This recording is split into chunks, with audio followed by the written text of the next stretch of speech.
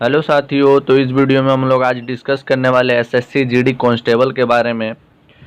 आज मैं इस वीडियो में आपको बताऊंगा कि एसएससी जीडी का सिलेक्शन प्रोसेस क्या होता है, एसएससी जीडी में कौन कौन सी फोर्सेस आती है, और फाइनली एसएससी जीडी का फॉर्म फिलअप करते समय पोस्ट प्रेफरेंस कैसे भरे, फर्स्ट चॉइस कौन सी डाले, और अगर पोस्ट प्रेफरेंस सही से नहीं भरा तो पछताना क्यों पड़ सकता है।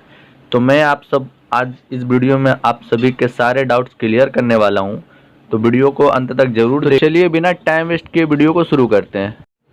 सबसे पहले हम लोग जान लेते हैं कि एसएससी जीडी कांस्टेबल है क्या। एसएससी जीडी के बारे में जो बेसिक्स बातें होती है कि एसएससी का फुल फॉर्म क्या होता है, जीडी का फुल फॉर्म क्या होता है, और कांस्टेबल ये क्या होता है। तो साथियों, एसएससी का फुल फॉर्म हो जाता है स्टाफ सिलेक्शन कमीशन, जो कि एक संस्था है जो बहुत अलग अलग प्रकार के एग्ज़ाम कंडक्ट करवाती है। तो एसएससी जीडी का जो कांस्टेबल है, जीडी कांस्टेबल, उसका एग्ज़ाम भी एसएससी ही कंडक्ट करवाती है। ठीक है फ्रेंड्स। नेक्स्ट बात कर लेते हैं जीडी की। जीडी का फुल फॉर्म होता है जनरल ड्यूटीज़, यानी आप अगर जॉब लेके जाते तो आपका काम क्या रहेगा, आपका काम रहेगा जनरल ड्यूटीज़, यानी सभी प्रकार के काम करने पड़ेंगे आपको वहाँ। ठीक है फ्रेंड्स। और कांस्टेबल क्या है? कांस्टेबल दोस्तों फोर्स में सबसे जो फर्स्ट रैंक दिया जाता है ना, वो कांस्टेबल होता है। तो ये आपकी रैंक है कि आप किस रैंक में भर्ती होकर जाओगे, तो आप कांस्टेबल के रैंक में भर्ती होकर जाओगे इस जॉब के थ्रू। यहाँ पे आप देख रहे होंगे रेड कलर से मैंने लिखा है सीएपीएफ। अब ये सीएपीएफ क्या है? तो दोस्तों सीएपीएफ का मतलब होता है सेंट्रल आर्म्ड पुलिस फोर्स। दोस्तों इसी के अंडर जो हमारे एसएससी जीडी के 8 फोर्सेज हैं, सभी सीएपीएफ के ही अंडर आते हैं, और ये मिनिस्ट्री ऑफ होम अफेयर्स के अंडर में आता है। ठीक है फ्रेंड्स। तो मैं अभी आगे आपको सारे फोर्सेस के बारे में बताऊंगा। ठीक है, पहले आप सीएपीएफ के बारे में समझ लो, सेंट्रल आर्म पुलिस फोर्सेस। चलिए साथियों, अब नेक्स्ट बात कर लेते हैं कि एसएससी जीडी का सिलेक्शन प्रोसेस क्या है, कि कौन कौन स्टेज हमें पार करने के बाद ये जॉब हमें मिलने वाली है। ठीक है फ्रेंड्स। तो सबसे पहले आप सब देख सकते हो कि एक नंबर पे लिखा हुआ रिटन एग्ज़ाम। दोस्तों आपका फॉर्म फिलअप करते ही आपको 2-3 महीने के बाद सबसे पहले आपका रिटन एग्ज़ाम लिया जाएगा। ठीक है। और अगर उसके बाद रिटन एग्ज़ाम क्लियर कर लेते हो तो 2 नंबर पे आप देख सकते हो लिखा हुआ height measurement and physical fitness test, यानी अगर आप एग्ज़ाम पास कर लेते हो तो आपको रनिंग के लिए बुलवाया जाता है। और रनिंग में जैसे ही आप जाते हो रनिंग के लिए, तो सबसे पहले वहाँ पे आपका हाइट मेजरमेंट किया जाता है। हाइट के भी कुछ क्राइटेरिया है, आपका हाइट कितना रहना चाहिए वो सब देखते हैं, और उस हाइट के हिसाब से आप वहाँ पे फिट होते हो तब आपको रनिंग करवाया जाता है। और जिन कैंडिडेट्स का रनिंग क्लियर हो जाता है उन्हें ले जाया जाता है फिर चेस्ट और वेट नापने के लिए, कि उनका चेस्ट कितना और वेट चेक किया जाता है। उनके भी क्राइटेरिया दिए हुए दोस्तों कि आपका चेस्ट कितना होना चाहिए और वेट कितना होना चाहिए। ठीक है। तो सारे टॉपिक्स में इस वीडियो में नहीं बता सकता, उनके लिए मैं एक अलग से वीडियो बना दूंगा। तो फिर उसके बाद आपको चेस्ट और वेट के लिए ले जाया जाए। इतना कुछ क्लियर हो जाने के बाद दोस्तों आपको एक फॉर्म वो लोग उन लोगों की तरफ से फिलअप करके स्टम्प लगा के आपको दे दिया जाता है, और उसके बाद आपको 2-3 महीने बाद मेडिकल टेस्ट के लिए बुलाया जाता है। ठीक है फ्रेंड्स। और अगर आप मेडिकल टेस्ट क्लियर कर लेते हो तो आपका फिर डॉक्यूमेंट वेरिफिकेशन किया जाता है, और अगर आप मेडिकल फिट नहीं होते हो तो आपको री मेडिकल के लिए भेजा जाता है। और दोस्तों डॉक्यूमेंट का काम मेडिकल के दिन भी होता है, री मेडिकल के दिन भी होता है, और ज्वाइनिंग के समय भी होता है। तो डॉक्यूमेंट का काम बहुत ही लंबा चलता है। तो दोस्तों इस तरह करके सिलेक्शन किया जाता है। तो अब बात कर लेते हैं कि एसएससी जीडी में कौन कौन सी फोर्सेज आती है। तो दोस्तों बेसिकली एसएससी जीडी में 8 फोर्सेज आते हैं। मैं 1 बाय 1 करके इनके बारे में डिस्कस करता चलूँगा, और एक हाईलाइट बताऊंगा कि कौन सी जॉब, किस जॉब में आपको कहाँ पे ड्यूटी करनी पड़ेगी, आपका पोस्टिंग कहाँ होगा, ये सब एक हाईलाइट की तरह मैं बताऊंगा। पूरा बताने जाऊँ तो वीडियो बहुत ज़्यादा लंबा हो जाएगा। किसी भी फोर्स के बारे में बताने के पहले मैं आपको एक बात बता दूं दोस्तों, सारे फोर्सेस बेस्ट हैं। कोई भी फोर्स को कहा नहीं जा सकता कि ये सही नहीं है, सारे फोर्सेस बेस्ट है। ठीक है फ्रेंड्स। तो सबसे पहले हम लोग बात कर लेते हैं बीएसएफ की। बीएसएफ का फुल फॉर्म हो जाएगा बॉर्डर सिक्योरिटी फोर्स। तो आपको नाम से ही पता चल रहा हो कि इसकी जो पोस्टिंग है बॉर्डर एरियाओं में लगाई जाएंगी, खासकर पाकिस्तान, चाइना और बांग्लादेश बॉर्डर। ठीक है फ्रेंड्स। आपकी 80% जो है पोस्टिंग बॉर्डर एरिया में लगाई जाएंगी, 20% सिटीज़ में दिया जाएगा बीएसएफ में। नेक्स्ट बात कर लेते हैं सीआरपीएफ की। सीआरपीएफ का फुल फॉर्म हो जाएगा सेंट्रल रिजर्व पुलिस फोर्स। दोस्तों जहाँ पे आपको डेंजर दिखे वहाँ पे आपको सीआरपीएफ ही दिखेगा। सारे रिस्की एरियाज, डेंजर एरियाज में सीआरपीएफ को लगाया जाता है दोस्तों। इनको खासकर नक्सली, माओवादी और आतंकवाद पीड़ित एरिया में इनकी ड्यूटी लगाई जाती है। सबसे रिस्की जॉब सीआरपीएफ को माना जाता है, ठीक है। नेक्स्ट बात कर लेते हैं सीआईएसएफ की, सेंट्रल इंडस्ट्रियल सिक्योरिटी फोर्स।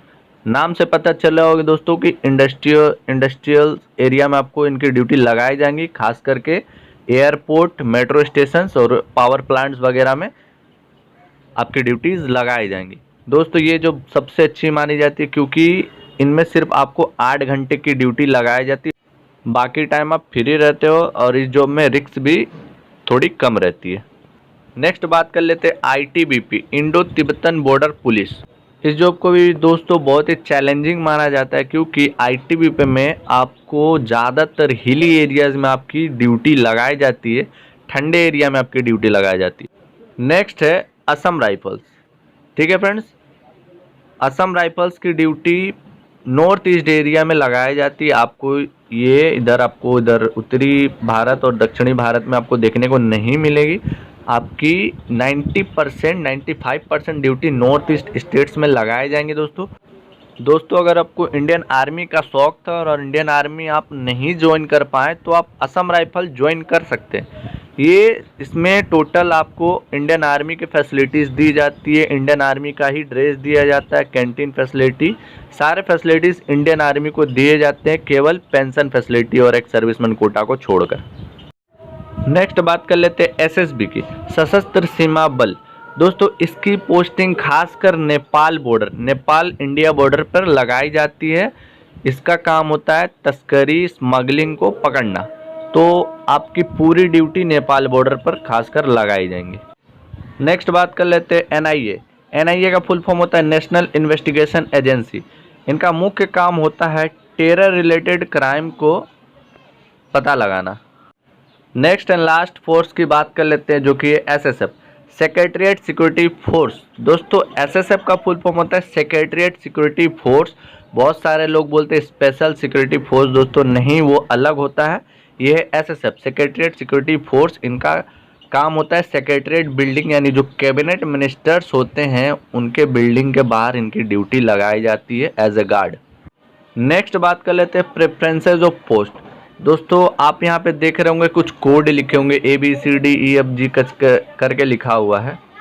तो मैं आपको बता दूं दोस्तों, जब आप अपना फॉर्म फिलअप करने बैठोगे या आप साइबर में जाओगे तो आपको पोस्ट प्रेफरेंस 20-21 नंबर पे आपसे एक पोस्ट प्रेफरेंस मांगा जाए कि आप पहले कौन सा भरना चाहोगे, दूसरे पे, तीसरे पे, आपको सारे भरने होते हैं। आप कैसे भरोगे? तो वहाँ पे उस समय आप ऐसे नहीं लिखिए वो BSF एक नंबर पे, CRPF ऐसा नहीं लिखना है।